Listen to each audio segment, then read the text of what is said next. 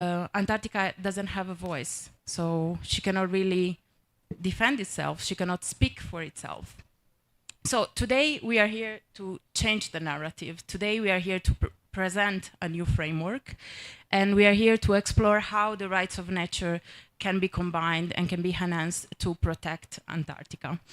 I'm gonna just give you a bit of overview of how Antarctic Rights was born. So like many things that wanted to change was born during the pandemic, so 2021. A group of people came together, so mainly scientists and activists and policymakers, but also environmental lawyers from a rights of nature background. They met and they thought, okay, but what if Antarctica had the right to speak for itself? We didn't think about it. It's just there is no indigenous population in Antarctica, so no one is really representing Antarctica at these international negotiations. But still, Antarctica is affected by everything that we do everywhere. We are all interconnected. So they came together and then they said, okay, let's combine the rights of nature and our love for Antarctica, because they are also Antarctica lovers. And then they decide to come up with something that wanted to change the system, because currently there is the Antarctic Treaty System, the ATS, that it was a beautiful agreement in 1959 because it was just protecting Antarctica. I wanted to just create this space for research, innovation, and peace, especially. But times are changed, of course, from 1959. And now what we are seeing is there are many challenges. Climate change, of course, as I said, overfishing, tourism, but also a bit of the consensus system of the Antarctic Treaty System. So we decided to just come together and write a declaration for Antarctica. And the Declaration for Antarctica aims to recognize Antarctica as an autonomous right-bearing entity under international law. So what we want is the rights for Antarctica to speak for itself, and everyone also to change. It's a paradigm shift, so that everyone really reconnects with nature, because we are part of nature. We will hear more about it from Natalia later.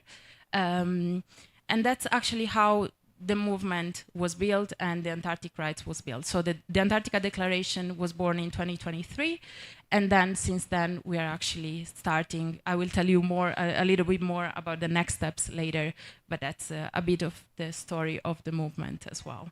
And as regards the audience, as I said before, I'm not a scientist or an expert in Antarctica. So that's also what we want to do. We want to reach everyone, because we need to, like, the challenge is there. We don't have time. And we want to explain how Antarctica is important for everyone and how it's actually affecting everyone. So yeah, I hope that you will enjoy the panel today. We will hear more how rights of nature and Antarctica are linked. So thank you very much. I will leave a picture of Antarctica in the back as well.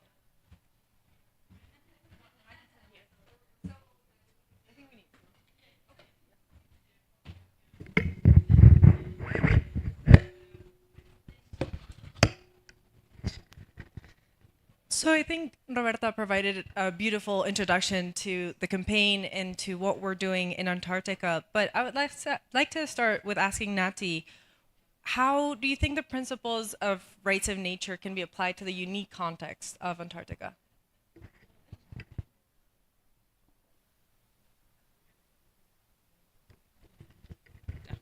Hello.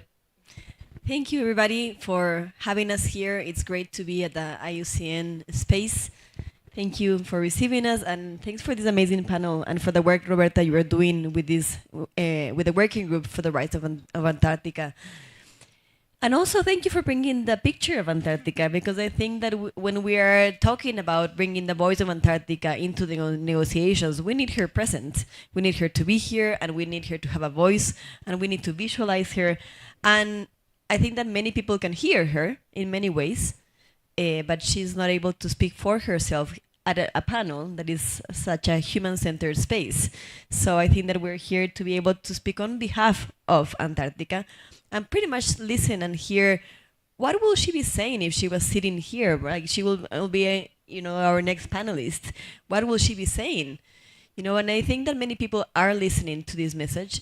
The how our hearts are being we're being heartbroken when we see the ice melt and that anxiety that we're feeling about what's coming next.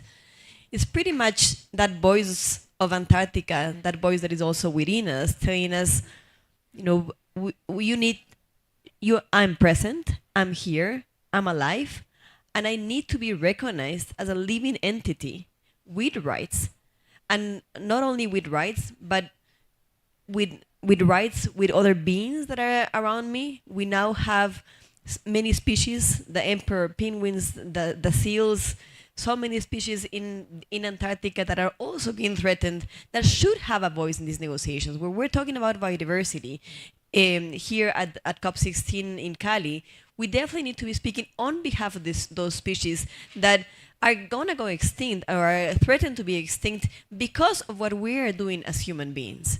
And because that we are doing that, they deserve to have a voice.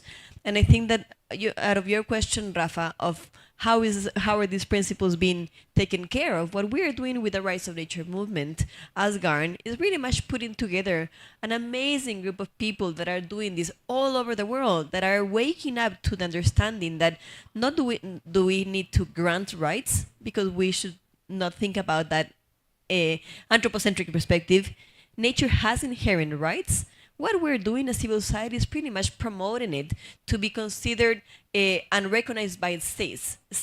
Many states are still very behind on the recognition of rights of nature. There are 37 countries that have rights of nature now. 17 of them have legal provisions for rights of nature. 22 have projects, and this is an amazing advancement. But only 37. We're still lacking many other countries to be able to give a voice to nature. And what we're pushing with the Rights of Nature movement and with GARN bringing people together is to make sure that everybody is pushing their own governments to be able to include legislation into their constitutions, into their ordinances, to be able to include the rights of nature and to be able to litigate, have a strategic litigation in favor of nature, because nature has inherent rights that need to be recognized.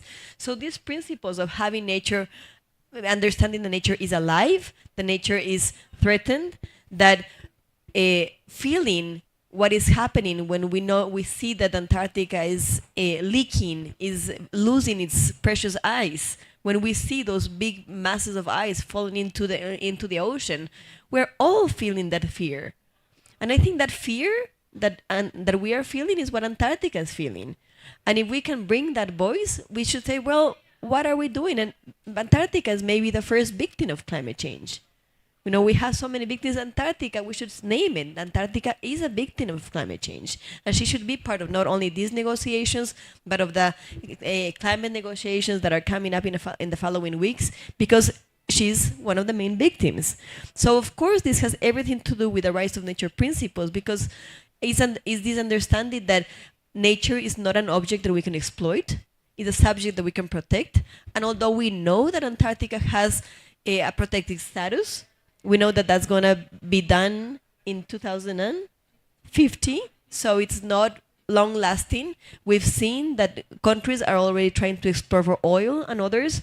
So it's facing a biggest threat, not only of climate change. And although there is some protective status, Antarctica should be a rights-bearing entity and should not be a place where exploration or exploitation can happen.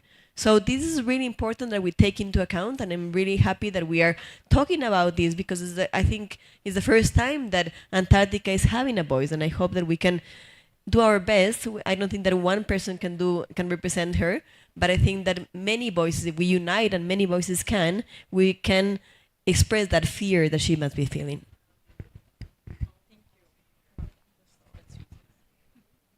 Thank you, Nadi, for that, and for putting us in the context and in the feeling that Antarctica is here in this panel, and Antarctica is speaking for herself. I want to move on to Dr. Rao to tell us a little bit about the challenges at the moment in implementing protected area strategies in Antarctica.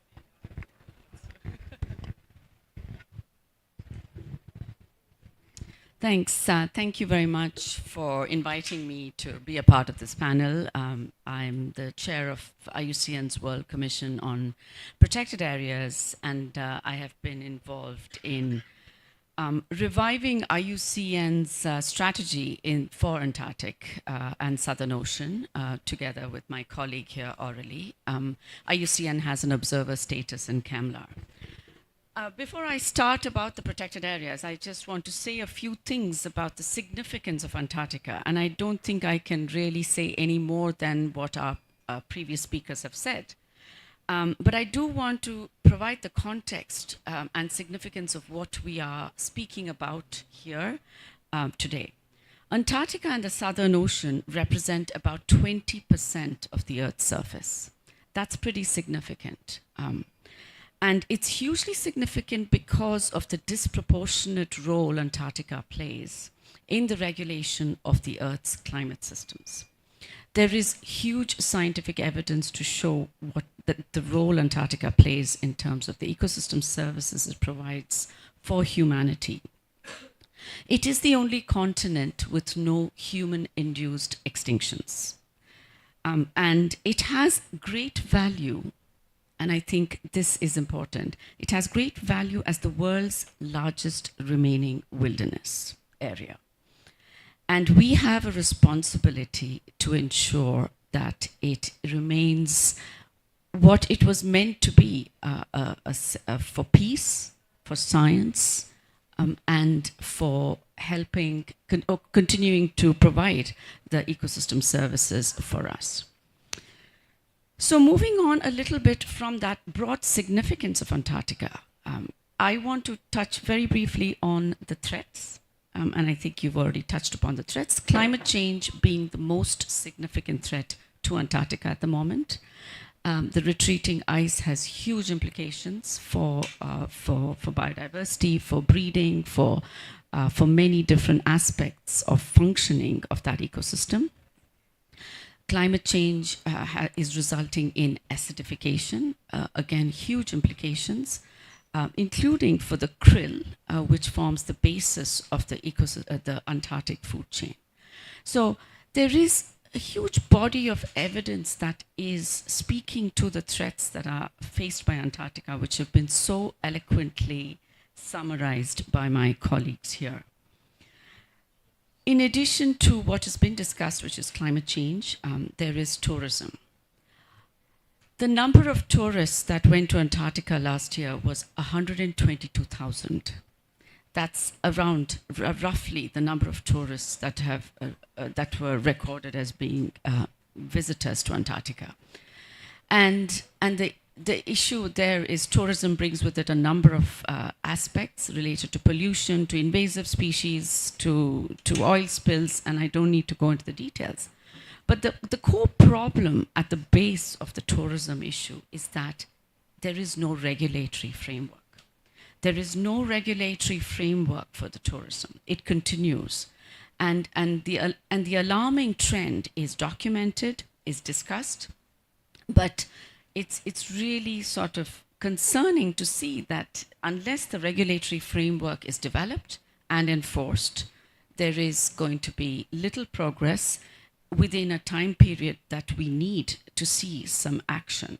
We need urgent action to control tourism in Antarctica.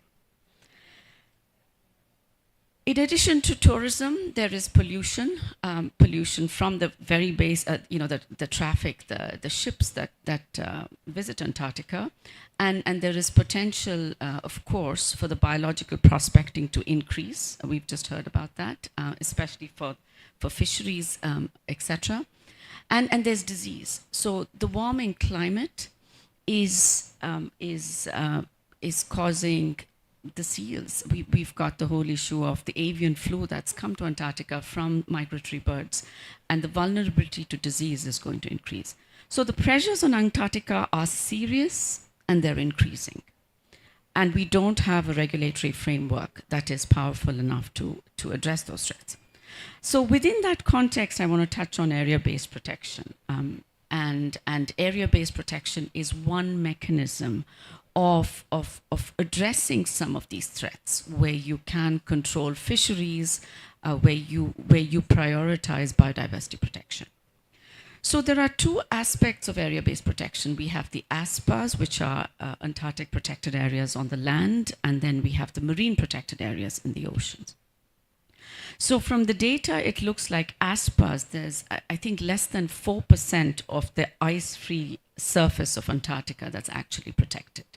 So there's much work to do in expanding on the protected areas on land in Antarctica to ensure that the areas that are important for biodiversity are protected. The ASPAs that are currently recognized are not networked in any sort of ecologically sensible way. Then I come to marine protected areas. So marine protected areas, of course, there are designated marine protected areas. There have been a couple of marine protected areas that have been declared, but that's where the logjam is. I don't know how many of you are following the CAMLAR discussions. The CAMLAR is ongoing at the moment in Hobart. We have IUCN representing some of these issues there, and the updates I get from CAMLAR are pretty serious, right? There's no progress in the creation of marine protected areas. There is huge discussion and conflict between the creation of marine protected areas and the whole issue around krill fisheries. So at the core of all of this, we have to move on the marine protected areas, including through the BBNJ system, but also to just make a small link to the GBF, right? We have the GBF adopted by 196 countries, many of whom will be also ratifying the BBNJ. The 30% target, which is target 3 in the marine realm, will not be achieved without the high seas, right? The marine protection has to, a large percentage of that 30% has to come from the high seas, including from the Antarctic and Southern Ocean. So we have to make those marine protected areas work as it be established, be enforced, and be effective. And that brings me back to CAMLAR, which is the convention that Roberta and I think Roberta spoke about, which is we have to make the Antarctic treaty system work. And I think it's sort of, for the last several years, when you talk about the creation of MPAs, they've been sort of identified, they haven't been declared.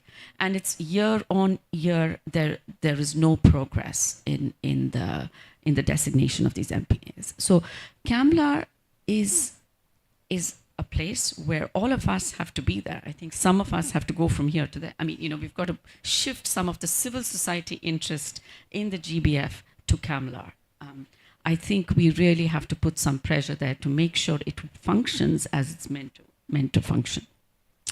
And then finally, I want to make a point on the IUCN task force on Antarctica and the Southern Ocean. So IUCN has recognized the significance of elevating the issues for Antarctica. So we have created a task force. It is a council task force at IUCN, which is the highest level of task force in IUCN. We have revived the strategy for Antarctica, and we are taking very seriously our role in influencing the movement towards the creation of marine protected areas, the conservation of threatened species such as the penguins, etc. So that's just a first step, and I wanted to share that with this. And in closing, I want to say that I think we as a global conservation community have to draw attention to maintaining the value of Antarctica as a natural reserve, as a natural wilderness that's devoted to peace, science, and high standards of environmental protection.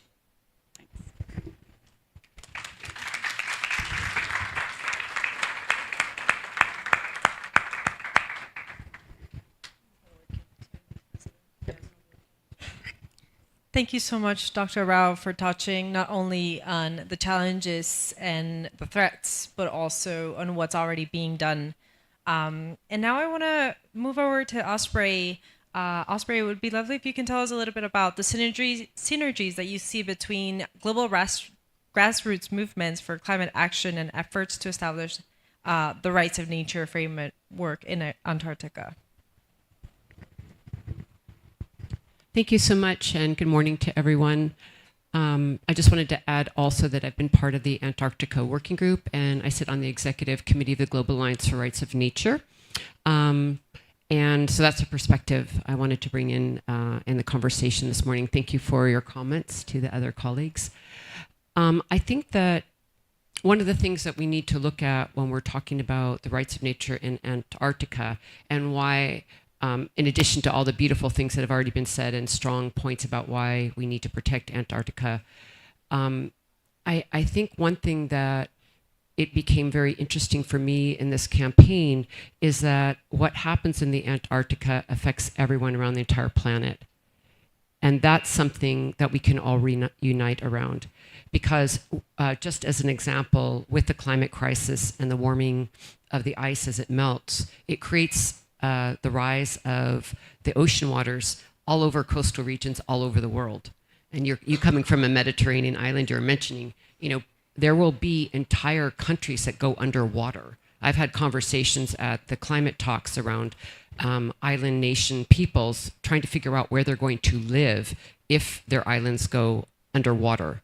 And so when we're looking at these huge areas like Antarctica and ice melt, this is something that influences every single person on the planet. Most people live close to the water. Most populations are in coastal regions.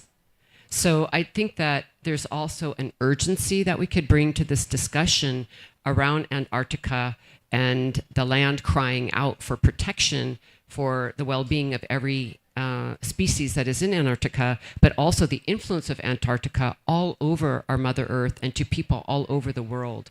And so I think this is one of the key campaigns of the rights of nature movement in Antarctica, is to bring attention to the fact not only of Antarctica, but why we need to change our systems around the environment. To really get to your question, Rafa, around why grassroots and civil society groups are so interested in this campaign is also because we are very clear, especially when we're in spaces here at COP16 or at the climate negotiations, that the systems we're in are not working. We should not even be here. We should not be here having to argue with our governments and financial institutions to save the planet. I mean, the entire context of why we're here also becomes absurd at a certain level. And one of the things that I think is very strong about the rights of nature movement is that it really puts Mother Earth into the center of the conversation when we're talking about our planetary boundaries, our regulatory systems in terms of our environmental laws.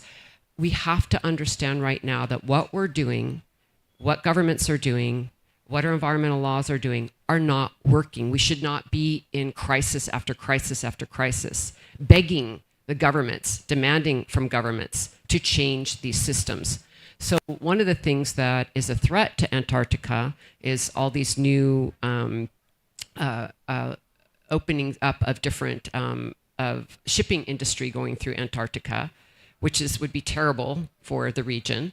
And understanding that we cannot remove from the discussion of nature these systems of oppression that we live within. And just to name them explicitly, when we're talking about extractive industries, capitalism, and these systems of endless economic growth that drive the climate crisis, that drive biodiversity loss.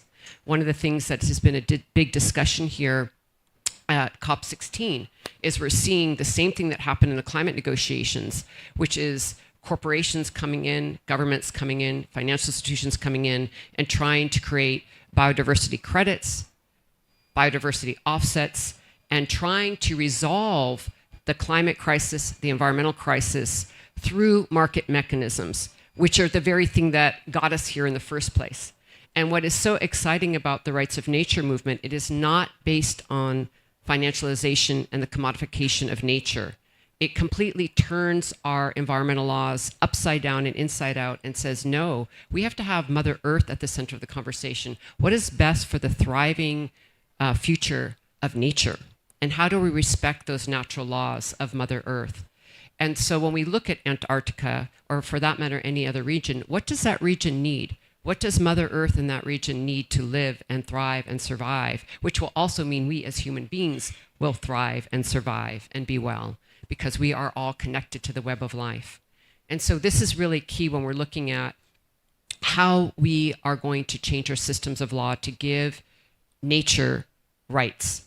Not that we give rights, as Natty said, but that we can recognize them and demand that that is how we begin our negotiations, is from the natural laws and what the natural laws of Mother Earth are telling us we must do. And I don't think Mother Earth could be any louder right now between fires and floods and droughts. She's making it perfectly clear that we're not respecting her natural laws. And so I think this is one of the key things about bringing, as you were mentioning, which I really appreciate, like, how do we connect this intervention of rights of nature into government negotiations? I think this is a task for all of us, is how do we really create a different framework or intervene into the current frameworks with a rights of nature initiative and an understanding of rights of nature. And I know, for example, at IUCN, there was a recognition of rights of nature at one of the big IUCN conferences, which we participated in.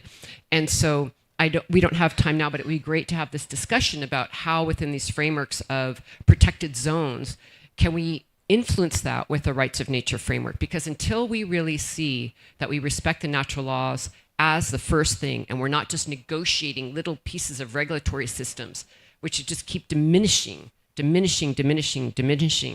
Mother Earth's strength and viability and vitality, we have to change everything around how we are addressing nature. And that means putting Mother Earth first. That means putting rights of nature into the center. That means respecting the natural laws of the earth. And then we can go from there.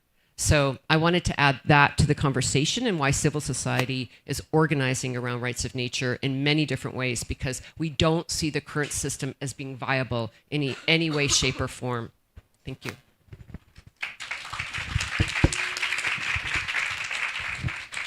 Thank you so much, Osprey, and I think your question frames perfectly what I'm going to ask Roberta, but I do want to go back to what you were mentioning about how the IUCN has been involved in the rights of nature movement. And in 2012, Resolution 100 states incorporation of the rights of nature as the organizational focal point of the IUCN's decision making. And in 2016, the IUCN World Declaration on Environmental Rule of Law states nature has the inherent right to exist, thrive, and evolve. So with that, Roberta, I wanted to ask you, given Antarctica's unique international governance under the Antarctic Treaty System, what specific challenges does your campaign face, and how do you think you will be addressing them? Thank you, Rafa. I just want to mention one thing that I forgot in my introduction, that the beautiful picture is from Christina Mittermeier by Sea Legacy, so that it's actually a real one that she took when she went there as well. So just credits to her as well, because Antarctica is here with us. Going back to the Antarctic Treaty System, as Madhu was saying, it's a closed process at the moment. So I also want to focus the fact that we don't want to exclude the treaty system. We just want to complement and strengthen the treaty system. Because actually, if you think about the Antarctic Treaty System, it was a revolutionary one. Like, it brought a lot of innovation. It talked about environmental protection. It talked about peace in a moment where there was the Cold War. So it has a lot of strengths. What we are saying at Antarctic Rights is also that we need to strengthen this treaty, because it's not addressing some of the challenges, but also from a governance point of view. At the moment, the Antarctic Treaty System is having some meetings. They are called Antarctic Treaty consultative meetings that they are held every year. This year they were in India, and next year they're gonna be in Milan. But those meetings are closed, so only the parties that signed the Antarctic Treaty Systems and some observatory organizations like the Antarctic Southern Ocean Coalition, for example, that they have the observers state that can participate. But then what about the others? What's happening there? Like, that's why we put the focus on the voice of Antarctica. Is the voice of Antarctica present at those meetings, or is just the voice of the parties that are actually there at those meetings as well? That's also what we are questioning, because it's the process on how it works. The ATS, sorry, is just that they need consensus. So the problem is that, as Madhu was mentioning before, a lot of times it just takes a lot of time to just take decisions, because someone is just blocking, is putting the veto on something, and then we need to strengthen that. We need to change this system as well. So from a campaign perspective, so going back to your question, actually we want to involve everyone. So we are also raising awareness on this, on talking about this. As I said in my introduction, I didn't know anything about it. So for me, it was just a block of ice and penguins. I love penguins, but still, it was just very far away from me. So we want to also change the way that people see Antarctica and they perceive Antarctica, and also raise awareness on what's happening, how decisions are being made about Antarctica that are affecting the future of Antarctica, but also our future. As they were saying before, if the sea is rising, yeah, I can say bye to my house in Amsterdam, actually, or in a lot of places. So what we are trying to do in the campaign is also raising awareness, but also trying to have as many organizations from the civil society, or people that don't know about Antarctica, and people that are really expert about Antarctica at the same time, to be part of the alliance and then advocate for that and sign the declaration, so that this declaration will actually strengthen the Antarctic Treaty System. Thanks. Thank you so much, Roberta.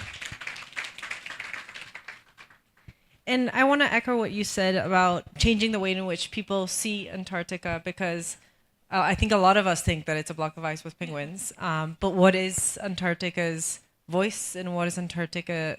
What would Antarctica want to say here at the negotiations? And I think the rights of nature approach does offer an environment that's a little bit more inviting, a little bit less. I don't know. Some scientific movements, to me specifically, are a little scary, because I don't know enough. I don't know enough about Antarctica. But rights of nature, you don't have to be an expert in order to be an advocate for rights of nature and the rights of Antarctica. So I want to go back to Nati and ask you, how might the concept of rights of nature for Antarctica influence or be influenced by similar movements in other parts of the world, and similar campaigns such as the rights of the Amazon? Thank you, Rafa. And I was thinking that now I understand why, Roberta, you're working on Antarctica. You're from an island and you live in Amsterdam. So if you're not worried about Antarctica, and in Venice, so you should definitely be worried about what's going on in Antarctica. But going out of that joke, I just want to make sure that we are understanding that when we're working and thinking about the rights of Antarctica, I was making that connection, Rafa, actually, with the question you're doing. We yesterday, it seemed like a long time ago, but yesterday, we launched the Declaration for the Rights of the Amazon.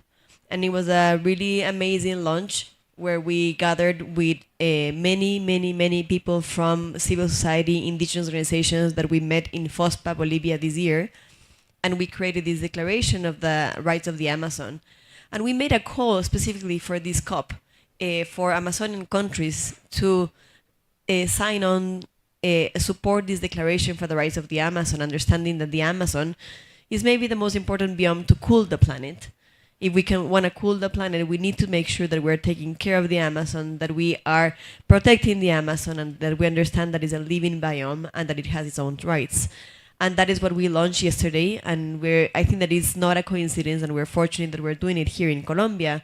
That is a country that in 2019 passed a verdict. Judge Tolosa in 2019 passed a judgment for the rights of the Amazon, the rights of future generations. And Colombia, as a country that has 22 and more cases of rights of nature, is definitely a space where this movement is growing quite a bit. And the government of Colombia actually supported that declaration. The Minister of Environment, Susana Mohamed, that is actually the president of the COP 16, was there yesterday as well, speaking on behalf of why we need the rights of the Amazon. And we've had the support of having a call to other governments of the Amazon to say maybe there's a need to be speaking not only of like my part in Ecuador, my part in Colombia, and my part of Brazil, that everybody thinks that the Amazon is only in Brazil. You know, like the Andes, Amazonian Andes are quite important to be able to maintain the rest of the Amazon. So how do we understand the Amazon as this integrated biome that has rights and that is alive, and how do we work with that and give the Amazon a voice?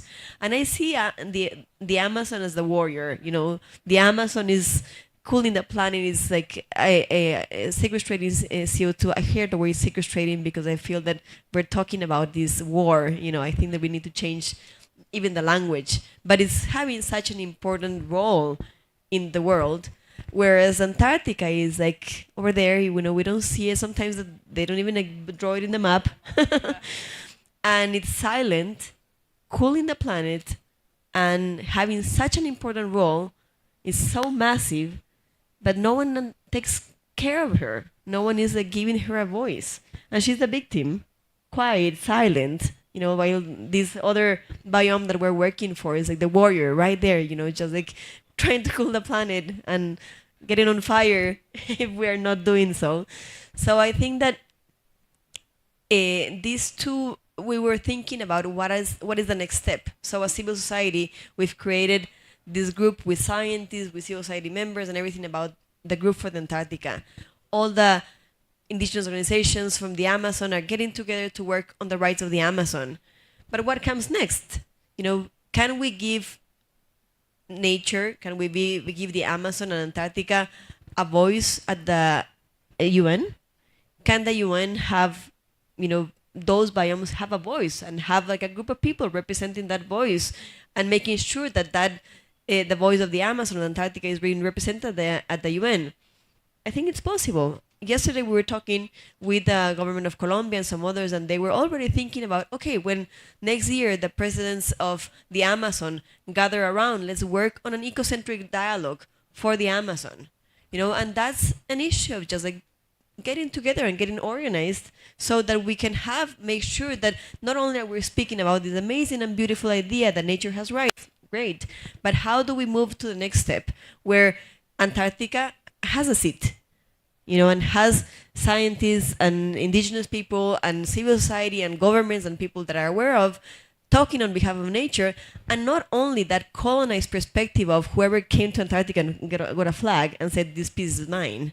That is pretty much that colonization mindset that is pretty much what governs Antarctica right now. So how, if we understand that we're all connected and that we are nature, how do we all have a voice and make sure that nature and Antarctica has a voice in these negotiations? Here, you know, like I hope that during the next biodiversity conference, we can have actually a booth, a panel, you know, representing those key biomes where that voice is being represented, and that voice can be represented in the big room where someone, not only one person, I don't think that one person can represent such a huge ecosystem and such a big space, but a group of people can understand what does she need. And I feel that yesterday we're talking, and I heard these people saying, like, why are we negotiating? We shouldn't be negotiating everything. The word negotiation shouldn't be present. It's like, why are we not, you know, just like taking the big decisions of changing the paradigm and changing what we're doing to the earth? And I think it's very important what was said yesterday as well, that, you know, the whole campaign of the CDB was like, you know, the animals coming here and like talking. Yes, are we really talking on behalf of them? Are we really talking on behalf of Antarctica? Are we really talking on behalf of the Amazon and the forests and the mountains? You know, that should be like the most important voice there, not to negotiate anything, but to solve this crisis, to make real solutions. And the real solutions are not going to happen if nature's voice is not present in the negotiations, because we're not trying to negotiate what comes next and who can make more business out of this. And I'm really worried, to be honest. What Osprey was saying about the commodification of nature is so true. And I'm also worried because I realize that many of the civil society organizations are coming for this COP for the first week. And then next week, all the financing sector is going to come.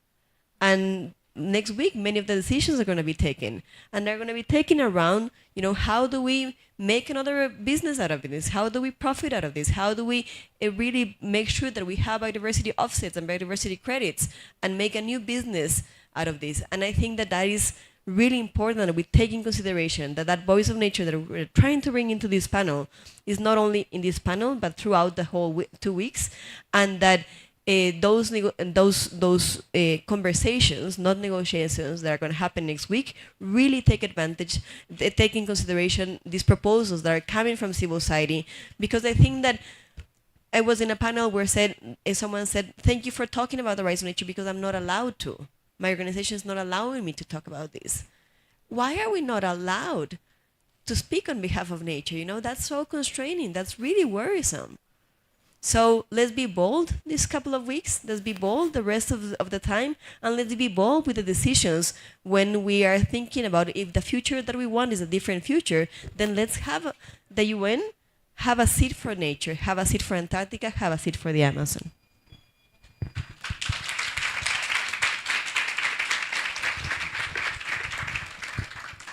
Thank you so much, Nati. And stemming off of that, I would like to ask Dr. Rao, how can we integrate the rights of nature concepts within existing conservation efforts like marine protected areas in the Southern Ocean? Thanks for that. I think actually the way to integrate the rights of nature is what's currently happening now. So, you see a growing body of evidence of countries, making it legal. You've got a growing body of evidence where countries recognize rivers having their own rights, etc. So I think that's going in the right direction. The legal aspects of it, so there is lots of work going on within the World Commission on Environmental Law, which is a sister commission, and which one of you just commented on. There is a task force on just this, on the rights of nature. So we want to make sure that, we've got the legal side of things, very clear. The integration, I think, has to come in at the level of not just at, the marine protected areas are one aspect of the whole, the conservation scene, as it were. I think the integration has to come at much higher levels. I think, for example, what we want to look at is alignment between what is being committed to in the GBF and what is being negotiated within the CAMLAR. So, we need to see consistency. So more than integration, I think as civil society, our role could be to ensure and hold accountable. So accountability is the other thing. We can't have one position in the GBF and another position in CAMLAR.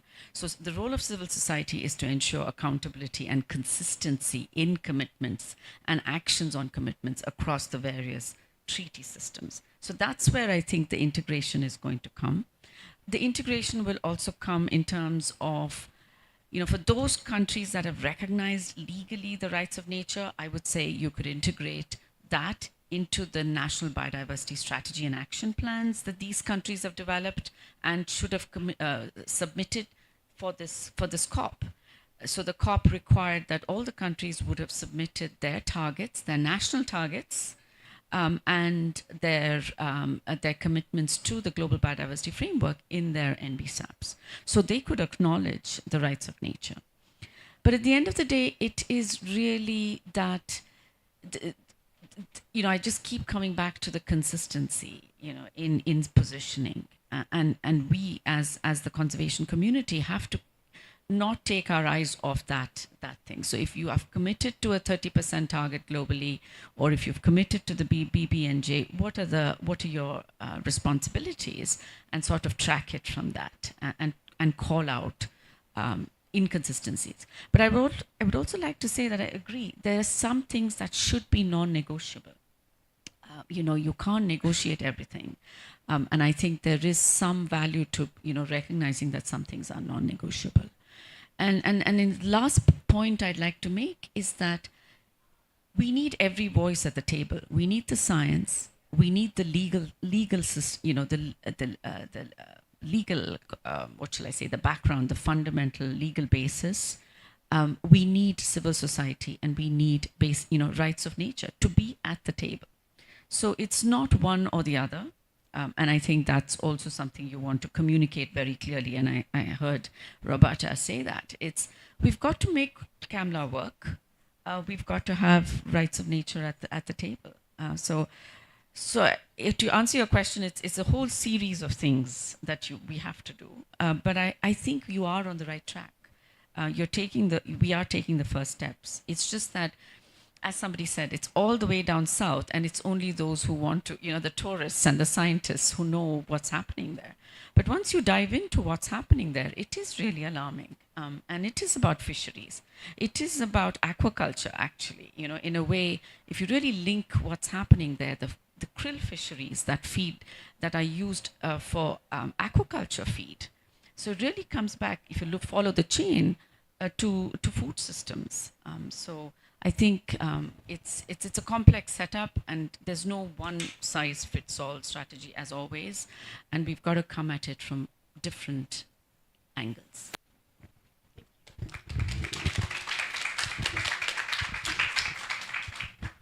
Thank you so much, Dr. Rao. And I resonate what you're saying, that we need everyone at the table, and rights of nature is one of those seats that brings the voice. But we also need the scientists. We also need the governments. We need to have this inclusive conversation. And I think here at the negotiations and these 2 weeks, we are talking about inclusivity, and that is very important.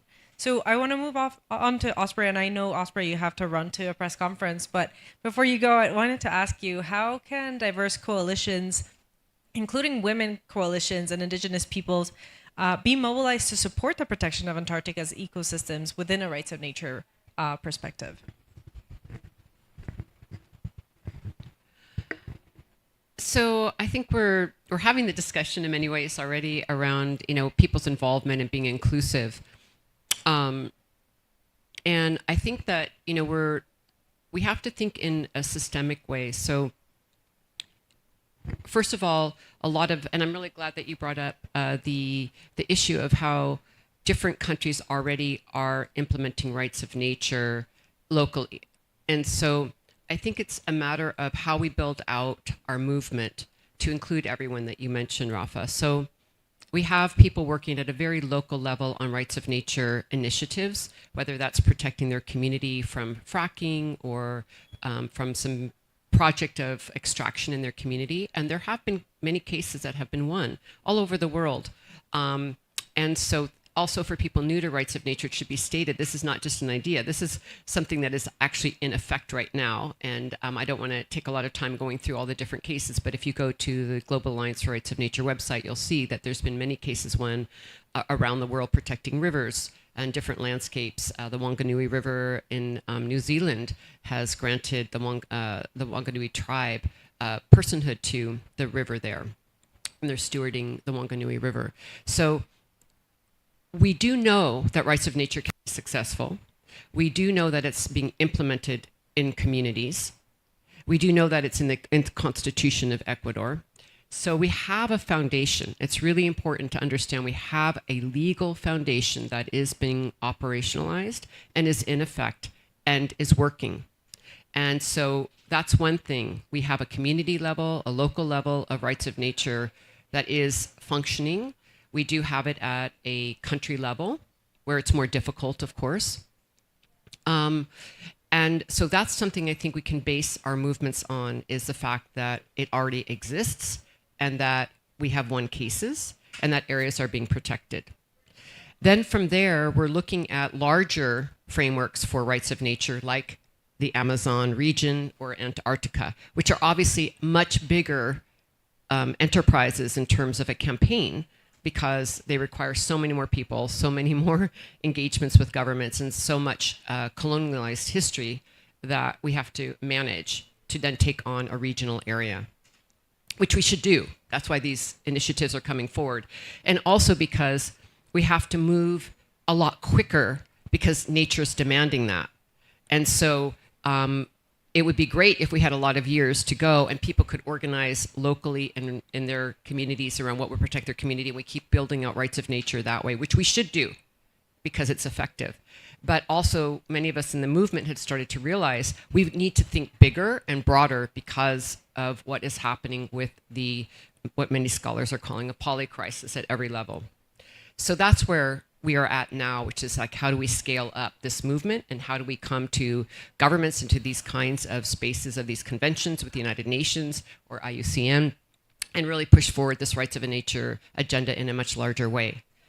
So that's the movement stage that we're in, and we need everyone in it. So every different constituency can be a part of it because, of course, we're all part of nature, whether it's women's groups, indigenous groups, scientists, scholars. I mean, we all have a stake in this beautiful planet that is our home. So there's entry points for everyone, and I think that's also what's beautiful about the rights of nature movement. And it's a big table, and people can come in. Artists can be a part of it. Spiritual people can be a part of it. Scientists can be a part of it. And that, I think, is also what's very holistic and strong about it.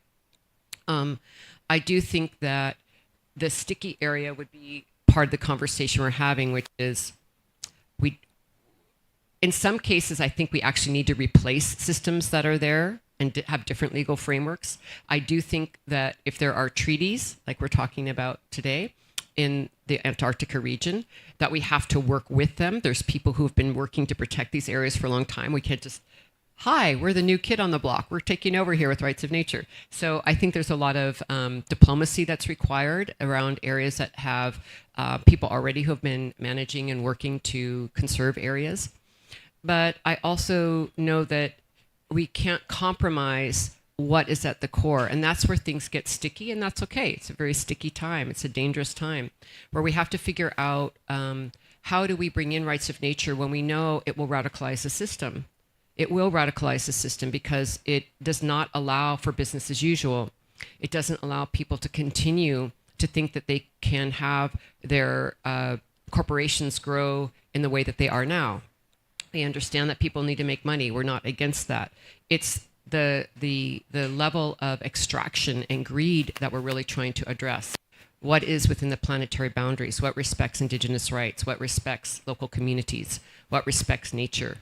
So this is what I think we will have to really work with. This is the areas that take a lot of thinking, a lot of strategizing, is to see how do we make our way through these systems, because at some point we have to go up against these systems of the extractive economy. There's no way around that. And so I don't want to really leave this conversation pretending that we can get sort of over here in this framework, which is the world we want and where we exist now.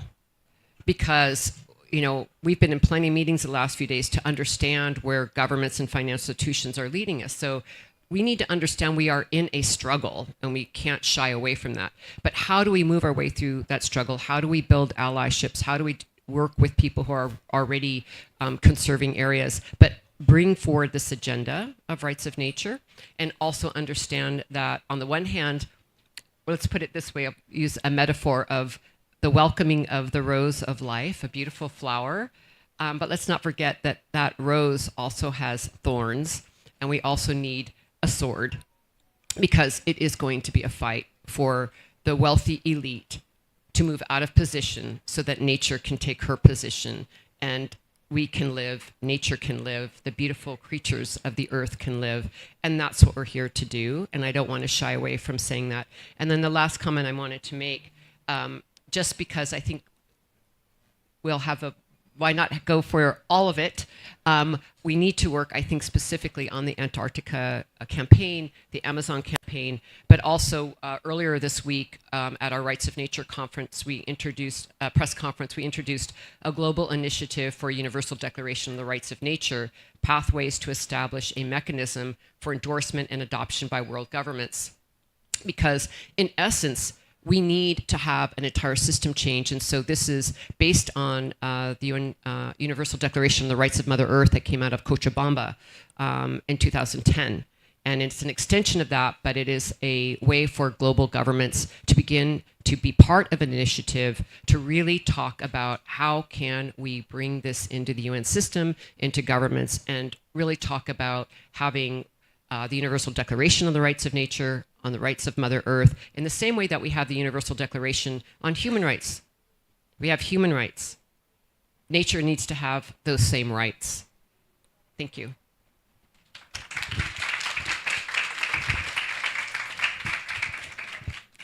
Thank you so much, Osprey, and that goes in line with what I was going to say, and what many of you have mentioned, is that we need to bring this campaign to existing systems, commissions, conventions, and treaties, because that's the space where we have to have a voice in, and what you're saying exactly resonates with that. And yeah, I just wanted to mention here, we've been talking a lot, well, not that much, but Dr. Rao mentioned some acronyms, and one of them is CAMLR. And CAMLR is the Commission for the Conservation of Antarctic Marine Living Resources.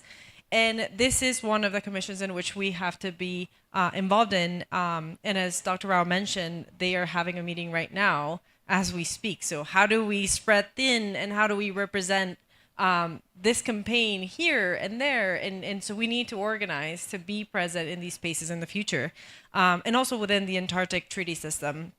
But Roberta, and to close this panel, I want you to tell us a little bit about the next steps of your campaign, and what are you doing to integrate the rights in nature into international legal frameworks governing Antarctica? Thank you, Rafa. Actually, I will put the call to action, another very beautiful picture of Antarctica, and also a QR code where you can read the declaration and also join the alliance as well. So practically speaking, I didn't mention, but currently the working group is made of 20 people, around 20 people. So we have scientists, we have researchers, we have policymakers, we have communicators or activists as well. And what we are trying to do is we are in the phase one, we call it. So we are in the outreach part. So next year we're going to launch the Antarctica Alliance. So right now we are receiving organizations from civil society, but also like really specifically working on Antarctica. We're asking them to join the alliance as a founder members. So we already have quite a good number of members as well. The last one is Sea Legacy. I mentioned Christina Mittermeier before. And so those, what's happening right now, it's mainly on the outreach part. So we want to be out there. We want to talk to people. We want to be at those meetings. So we are trying to be everywhere, I would say, as well. Then what is the next phase? The next phase is going to be the launch of the Alliance, the Antarctica Alliance. Next year, we still need to decide a date. We have a few options, but yeah, we need to decide a date. And then in the meantime, what are we asking to those founder members and the working group as well? To actually give feedback to the declaration, because it's something that it has been written by a group of people and experts, but also, yeah, it's out there. It's in the website. It's we are putting that out there because we want to receive the feedback. We want to hear from everyone, and of course, open to every perspective.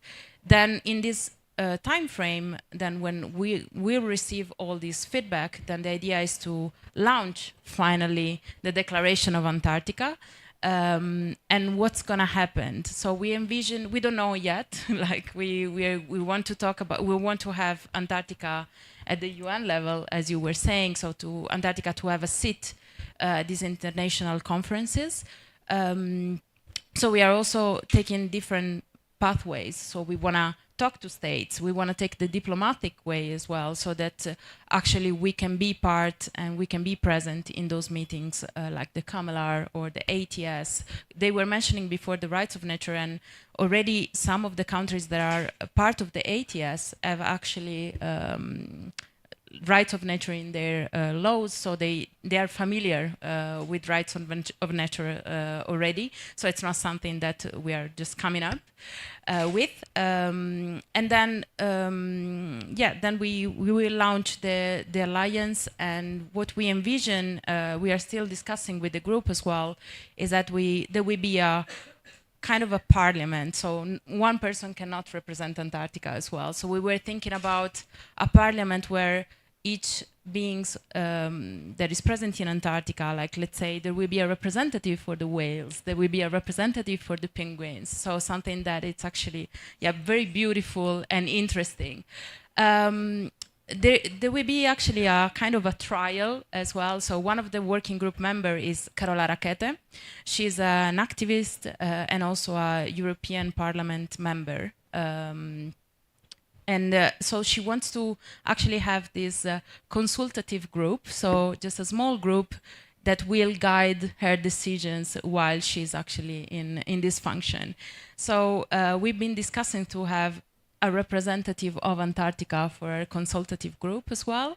So that's actually very exciting from a personal perspective. So we will see already an example of how this can work in a smaller scale than maybe an international congress. And I will just, I know that maybe there will be some questions, so I don't want to take a lot of time, but I will just leave with a call to action. So you can join the alliance already as an individual or as an organization. You can just scan the QR code and just be part of this historic movement that I think is very exciting. Thank you.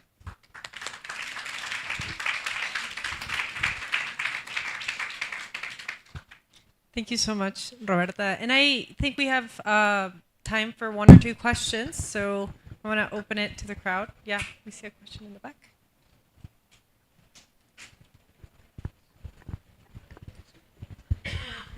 Thank you. Very good morning to all of you on the panel. It was a fascinating discussion, so thank you for sharing your ideas. I'm Gary Bocciarelli with the University of California. And my question for you is two-part. One, you all talked about Antarctica as the whole continent.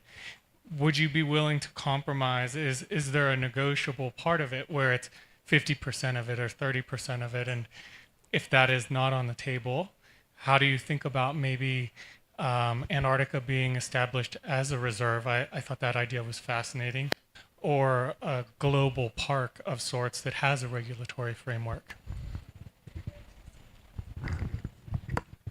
Thank you for the question. I'm very sorry. I have to go to a press conference. I didn't want to just leap off the stage, but thank you all for your attention, and thank you for all the panelists and Roberta for leading out on this campaign. Thank you for being here. And I would just say, I'm going to just leave on a note of we need to stop dividing things up. And if I may, many times when we talk about rights of nature and when we're talking about the commodification of nature and everything, I've heard our friend Carmen Cullinan, who's actually part of the working group, saying, you don't need to put a price on your mother to preserve your mother. And I think that answering your question, I think that you wouldn't be able to just preserve or want to protect your mother's arm or her head. You just want to protect her entirely. So I think that that's like really, really important, and like thinking about like a more permanent stage of like as a reserve or a more permanent state of conservation is what we should be aiming for. But if I may, Rafa and Roberta, I would like to shift a little bit and actually ask a question to one of our public, because I remember that many of the conversations that we've had is that there are no indigenous people living in the territory. And Casey, I overheard the conversation that you were having the other day with Roberta, and I'm sorry to put you on the spot, but I know that indigenous people are not living there, but there is a responsibility that you were talking about, and I would love if you can share with the group a little bit about that. Do you want to sit here, Casey?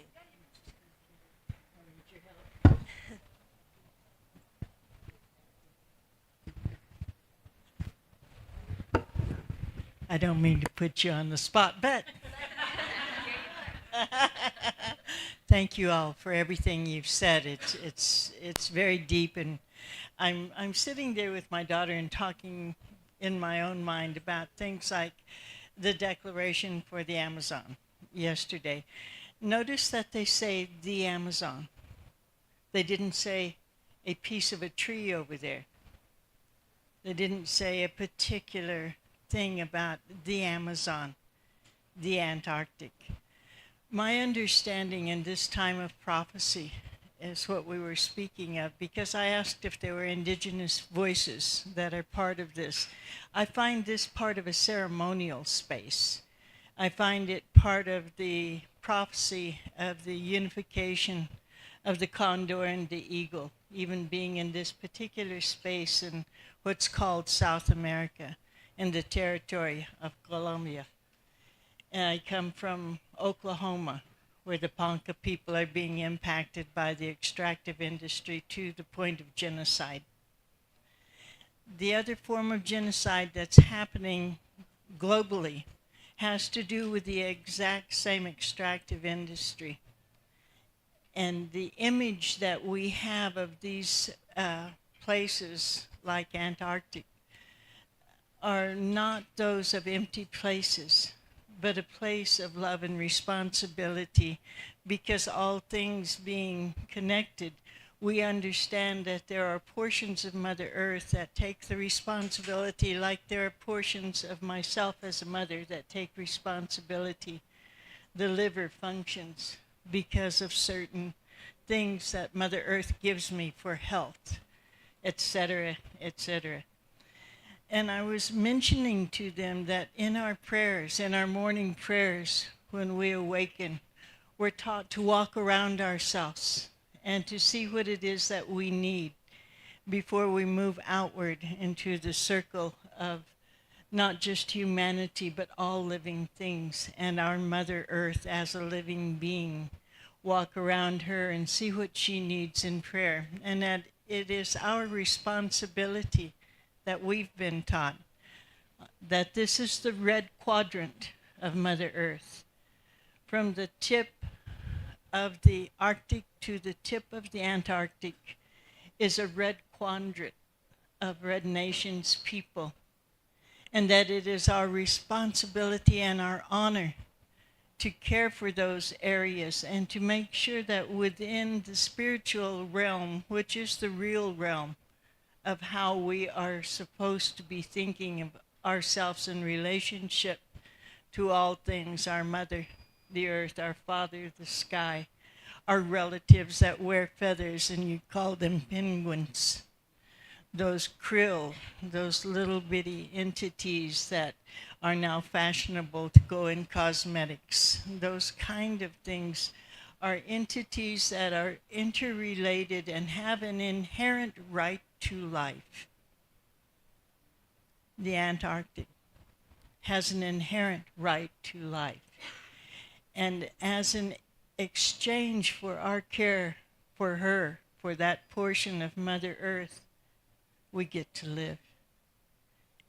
It's so simple and so straightforward that her voice is heard in every way, and humans now are taking the responsibility to act as that voice, to say we hear you, because we hear that with the change of the melting of the ices, we see the impacts of the hurricanes.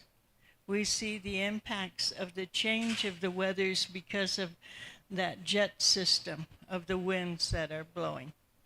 We see the change where we live in Ponca territory with drought, sometimes with floods, definitely with bigger tornadoes and ice storms.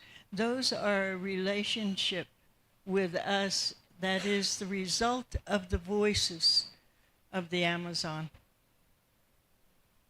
of the Antarctic, of the Arctic, of the Mother Ocean, and all of the interrelated beings. Thank you.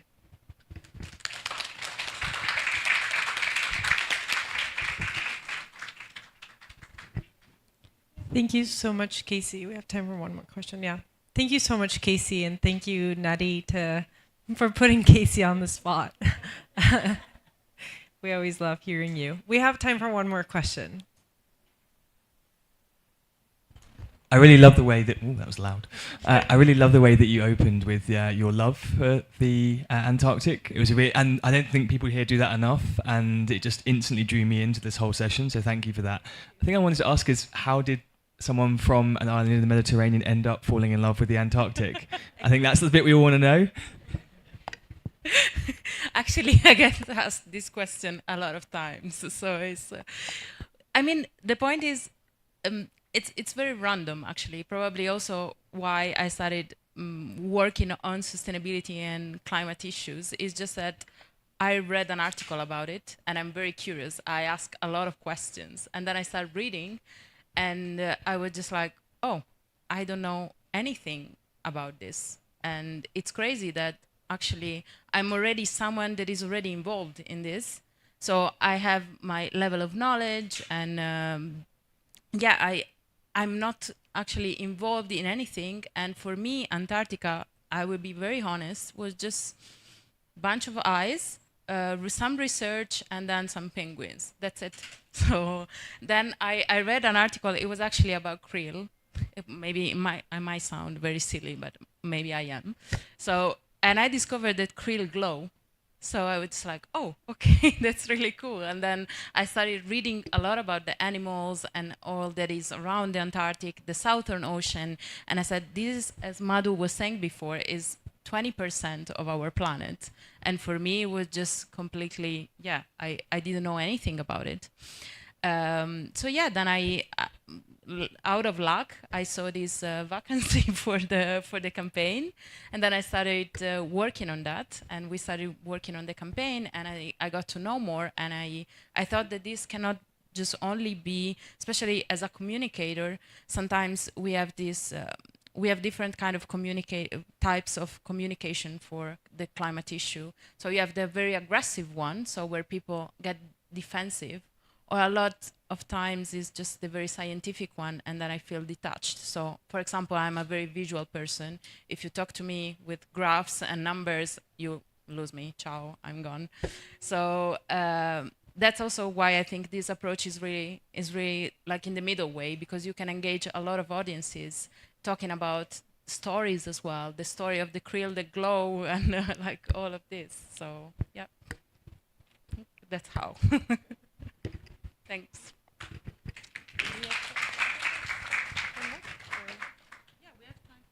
Any other question? Well, if we don't have any other question, I think we can close this panel. I just want to thank again all of you for being here, for your time. I want to thank the IUCN Pavilion for having us here today.